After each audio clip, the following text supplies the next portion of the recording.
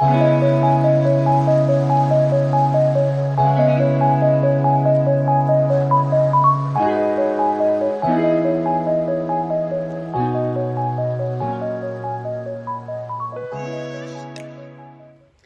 Zitanda, welcome back to yet another video.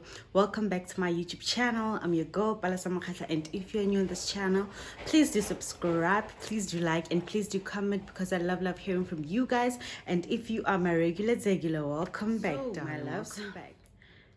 It's today we are shooting a part 2 of that story time, my stepmother story time, Goliath.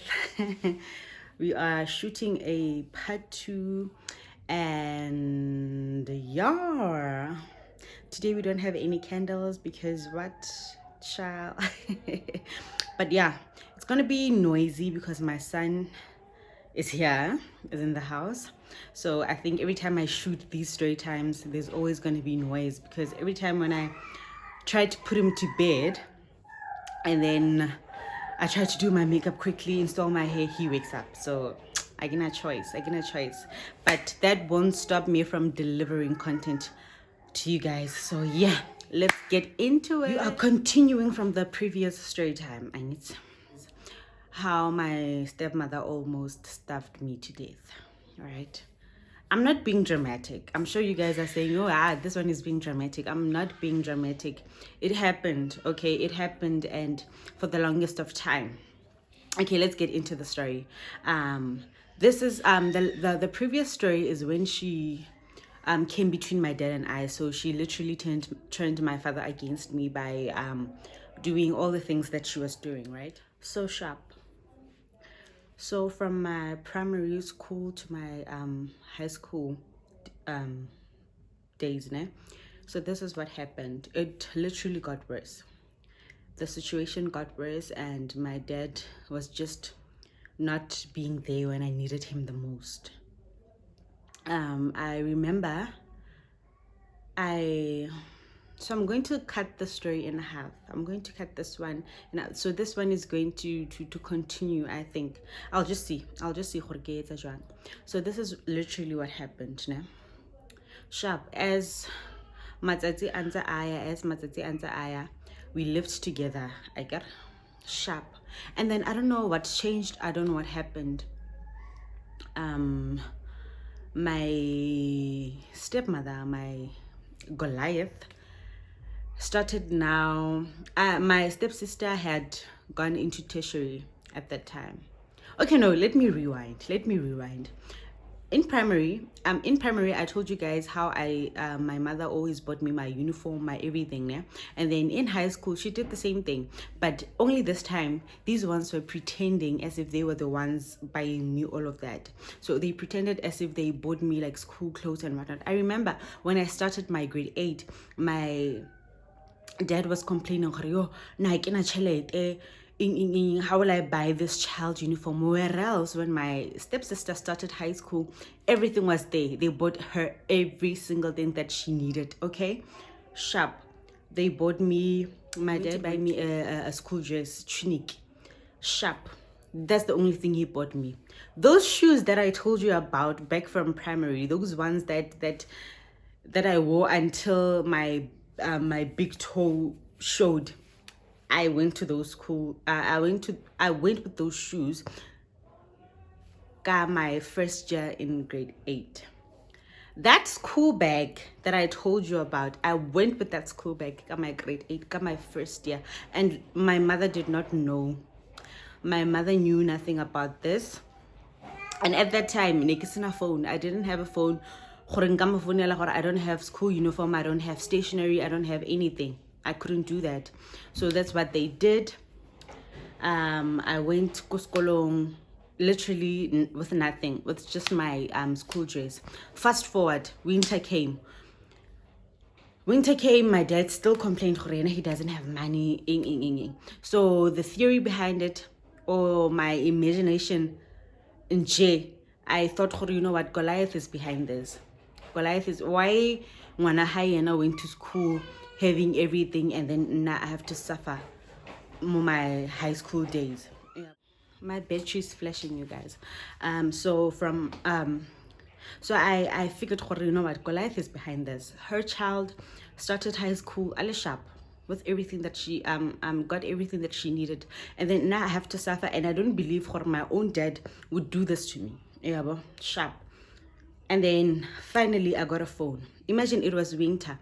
I got a phone, and then unfortunately my mom was not in the and I was sharp financially at that time. And guess what? I had this one beautiful friend, and she bought me imagine from May, June, July, wearing a school dress without any jersey, without nothing. Imagine your own father not being able to buy you a school jersey, not even a pullover, nothing, dollar. School shoes, a school nothing. Okay, sharp. And then my friend asked her mother, you know what, my friend does not have school uniform and whatnot. Can we buy her at least a full set of tracksuit, and then yeah, she'll take it from there. And then that's what they did. They bought me a full set of tracksuit, and I was a happy schoolgirl. And guess what? When I got home, they were not even surprised. Where do you get that tracksuit? I just told them, you know what, my friend asked her parents. They didn't even say, I will pay them back. Nope, nothing. I don't know, nothing. Sharp, oh, she's a big girl. Okay, sharp, fine. I got a phone, and then fast forward, I was able to call my mother now freely. You know what? I can ask school uniform. I don't have stationery. I don't have anything. And then my mother bought me school uniforms from scratch. I think I give her grade 9. She bought me school uniform from scratch, your slag, your dihempe, the keepers at school, everything. Yeah, but my stationery, my school bags, everything. I was a neat girl from that day onwards. Sharp. Yawana now Goliath saw that no, this girl is making it. Now she's neat. She has everything. Like literally, I had everything that I needed. Sharp. Mugele now started something, and then my sister. Fast forward, my stepsister went to tertiary, né? And then this is where it all began. She went to tertiary, and then as she went to tertiary, I was left with Goliath, né? So you can imagine, we had nothing to talk about. We had nothing to talk about. We didn't have that connection, nothing. Dololo. Sharp. It would be very lonely because I was used to having my stepsister around, so it would be very lonely. My dad worked crazy hours, so it was always just me and Goliath in the house. So sharp. Goliath. This one time there were 2 men who came to deliver furniture in the house, né? So it was just the 2 of us, and she was like, I was busy in the bedroom. So she was like, Fezamo, finish up. I want to let these guys in. I was like, no, I'm still busy, and I'm undressed. Can they wait for me? And then I'll let you guys know when I'm done. Sharp. I'm giving you 2 minutes. 2 minutes is a little, okay? Sharp. And then she tells me, you know what? If when I in time, I'm just gonna let these guys in. I was like, Mopilong was like, oh, sure, yes, you would do that. I'm not your daughter anyway, so you wouldn't care. Sharp. I just dressed up so fast, and then went outside the bedroom, and then they did what they had to do. Okay, sharp. After that, as time went on, fast forward, my sister's not there. And then apparently she had rented a flat for my sister in one of the areas in one of she had rented her a flat somewhere near where we stayed. Yeah, so sharp. She rented her a place, and then she bought her furniture and everything without my dad's knowledge. Okay. My dad every time she doesn't have money, but okay. Anyway, cool. She did that, and then after doing that, she no longer bought food in the house. Remember, it's just her and I. My dad was working crazy hours, so she never she no longer bought food in the house. She no longer bought washing powder. Nothing. She no longer bought anything. So I was scared to tell my dad, because every time I vent to my dad would say, you're a naughty child, you don't respect your elders, you're always complaining about your elders, what. So I couldn't talk to him anymore. My mom has diabetes, so I just didn't want to stress her out. So I had hope that that situation was going to be better. And then I went to school without any breakfast. I didn't have curry. I didn't have anything to eat at school. So you can imagine I would spend the whole day without eating anything. Yeah, one.